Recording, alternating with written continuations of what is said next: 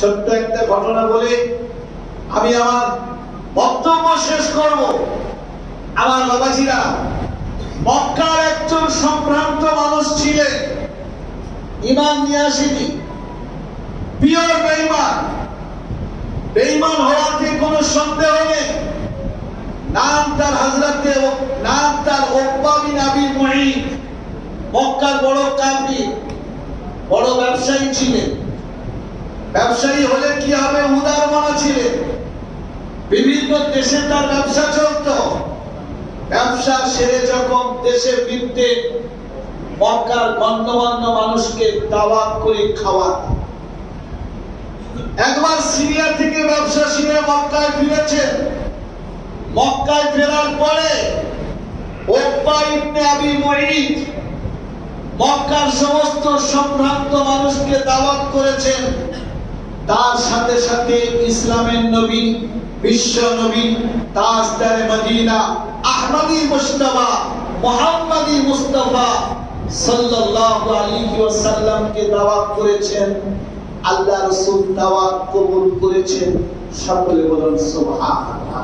আমার সোনার চাঁদ বাবাজিরা, নির্দিষ্ট দিনে আল্লাহর পেয়ারা হাবিব উকবা ইবনে আবি মুঈতের বাড়িতে পৌঁছে গেছেন। সামনে দস্তরখান বিছানো হয়েছে, দস্তরখানে খানা এসে গেছে। মক্কার সমস্ত নেতারা খেতে শুরু করেছে, কিন্তু আল্লাহর পেয়ারা নবী, দয়ার নবী মুহাম্মদুর রাসূলুল্লাহ সাল্লাল্লাহু আলাইহি ওয়াসাল্লাম খানা খাচ্ছেন না। হুজুর শুরু করেননি। মক্কার মানুষের নিয়ম ছিল যে কাউকে দাওয়াত করে নিয়ে আসার পরে যদি সে মেহমান যদি খানা না খায়, মেজবান নিজেকে অপমানিত বোধ করতে। আল্লাহ রাসূল চুপচাপ বসে আছে। উকবা ইবনে আবি মুঈত এসে বলছে, হে মুহাম্মদ বিন আব্দুল্লাহ, ওগো মুহাম্মদ, তুমি খানা খেয়ে নাও। আমি তোমাকে দাওয়াত দিয়েছি, খানা খেয়ে নাও। তুমি যদি খানা আহার না করো, আমি নিজেকে অপমানিত বোধ করব। আমার বাবাজিরা, নবী কেমন দয়ালু ছিলেন দেখো। আজ আমার ছেলে নামাজ পড়ে না, আমি বাপ, নামাজ পড়ে পড়ে কপালে কালো দাগ পড়ে গেছে। ছেলের জন্য কোনদিন মায়া হলো না রে। আরে আমার ছেলেটা নামাজ পড়ে না, জাহান্নামের আগুনে চলবে। ও কি করে নামাজি হয় তার প্রচেষ্টা চালায়। কি ভাই চালায়? আমার ছেলে সুন্নাত মোতাবেক চলে না, সুন্নাত মোতাবেক না চলার কারণে নবীর সুপারিশ পাবে না। আমি বাপ কোনদিন দুঃখে করি না, দুঃখ করি না। আমার সোনার চাঁদ বাবাজিরা, আল্লাহর পেয়ারা হাবিব কেমন দয়ালু ছিলেন। আল্লাহ রাসূল বলেছেন, ও উকবা ইবনে আবি মুঈত, তুমি ইসলাম কবুল না করার কারণে জাহান্নামের প্রজ্বলিত আগুনে দাউ দাউ দাউ দাউ করে জ্বলবে। তোমার ঠিকানা হবে জাহান্নাম। জান্নাতে তুমি কখনো যেতে পারবে না। আমি নবী হয়ে তুমি জাহান্নামে যাবে, আর তোমার বাড়িতে আমি আনন্দ সহকারে খাবো। এটা আমি নবী কখনো সহ্য করতে পারবো না। উকবা বলছে, তাহলে কি করতে হবে? আল্লাহ রাসূল বলেন, ও উকবা ইবনে আবি মুঈত, তুমি যদি আল্লাহর একত্ববাদকে মেনে নাও আর আমার নবুওয়াতকে স্বীকার করে নাও, আমি তোমার বাড়িতে খানা খাবো। আর আমি নবী ওয়াদা করছি, কাল কিয়ামতের দিনে সুপারিশের মাধ্যমে আমি উকবা তোমাকে জান্নাতে নিয়ে যাব। উকবা ইসলাম কবুল করল। আল্লাহ রাসূল হাসি মুখে খানা খেয়ে বাড়ি ফিরে চলে আসলেন। সকলে বলুন সুবহানাল্লাহ। আমার বাবাজিরা, পরের পরিস্থিতিতে বিপজ্জনক ঘটনা ঘটল।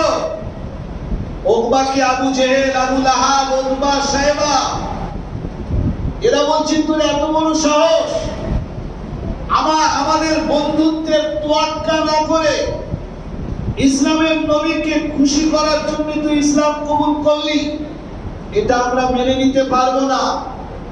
তোর সামনে দুটো রাস্তা, আর ইসলাম ছাড়তে হবে নতুবা আমাদেরকে ছাড়তে হবে, এক ঘরে হয়ে জীবন যাপন করতে হবে। ওকমা সারেন্ডার হয়ে গেল যে আবু জেহেল, আবু লাহাব, আমি তোমাদেরকে ছাড়তে পারবো না, মুহাম্মদকে ছাড়তে পারি, মুহাম্মাদের আল্লাহকে ছাড়তে পারি, বলুন নাউযুবিল্লাহ। আবু জেহেল বলছে যে তুমি যে মুখে বলছো না দিল দিয়ে বলছো, এর প্রমাণ তোমাকে দিতে হবে। ওবা বলছে কি প্রমাণ বলো? আবু জেহেল বলছে শোনো, যে মুখ দিয়ে তুমি ইসলামের নবীকে স্বীকার করেছো, এই মুখ থেকে এক থাবা থুতু নিয়ে ইসলামের নবী সোনার মতো চেহারাতে তুলে দিতে হবে, তবে আমরা মনে করবো তুমি নবীকে অস্বীকার করেছো। আমার সোনার চার বাবাজিরা, আল্লাহর পেয়ারা নবী মুহাম্মদুর রাসূলুল্লাহ সাল্লাল্লাহু আলাইহি ওয়াসাল্লাম সাহাবাদের মধ্যমণি হয়ে বসে আছেন। উকবা ইবনে আবি মুঈত এসে আল্লাহ রাসূলকে অস্বীকার করলো, আর মুখ থেকে এক থাবা থুতু নিয়ে আল্লাহ রাসূলের নুরানি চেহারাতে, সোনার মতো চেহারাতে ঘষে দিল। সকলে বলুন নাউযুবিল্লাহ। আমার সোনার চাঁদ বাবাজিরা, আল্লাহ রাসূলের মনটা খারাপ হয়ে গেল। চোখের কোণ থেকে বাবা ঝরঝর ঝরঝর করে পানি ঝরছে।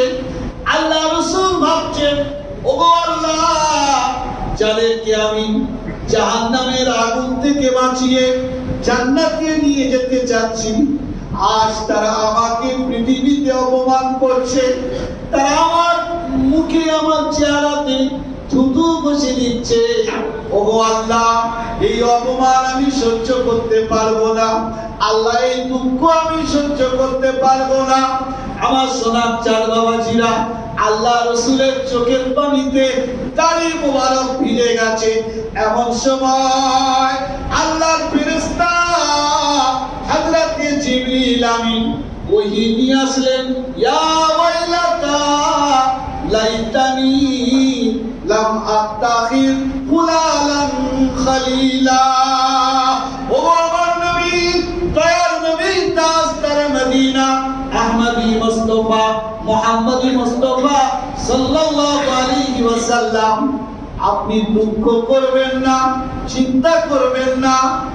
খারাপ বন্ধু বান্ধবের পাল্লায় পড়ে, বাজে পরিবেশের পাল্লায় পড়ে যারা ইসলামকে ধোঁকা দিচ্ছে, ইসলামের নবীকে অপমান করছে, কাল কিয়ামতের দিনে ওদেরকে ধরে ধরে বাছাই করে যখন জাহান্নামের আগুনে নিক্ষেপ করা হবে, ওরা আফসোস করে বলতে থাকবে, ইয়া ওয়াইলাতা লাইতানি লাম আত্তাখিয ফুলালান খলিলা।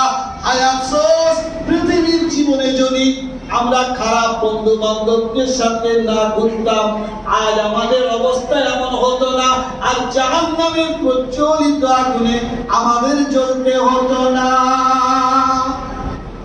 আবার বাবাজি, সেজন্য আমি আপনাদের কাছে হাত জোড়ো করে বলবো, সিরাতুন নবীর জলসা, যে জলসার মুখ্য উদ্দেশ্য হলো ইরসালে সওয়াব। এই মজলিসের গুরুত্ব আল্লাহর কাছে অনেক বেশি। রাস্তা বন্ধ করে জলসা দেওয়া, আর ইরসালে সওয়াবের নামে, সিরাতুন নবীর নামে জলসা দেওয়া অনেক তফাৎ। এই জলসায় আজ যদি আমরা প্রতিশ্রুতিবদ্ধ হই, বল মহাবীর উদাত্ত কণ্ঠে, আমি অগ্নি সেনা মুসলমান, আমি মানি আল্লাহ, রাসূল, নবী ও হাদিস আল কোরআন, আল্লাহ ছাড়া মানি না কিছু, চির নির্ভীক আমার প্রাণ, আমি মৃত্যুর মাঝে শান্তি খুঁজি, কণ্ঠে আমার ইসলামী গান, আমি আগুনের হলকা কামানের গুলি, আল্লাহর বলে বলিয়া, আমি যুগ শ্রেষ্ঠ মহামানব আমার আছে বহুত গুণ, আমি করতে পারি বাতিল গুণ। আল্লাহ আমাদের সকলে আমল করার তৌফিক দান করুন। সকলে বলুন আল্লাহুম্মা আমিন। ওয়া মা আলাইনা ইল্লা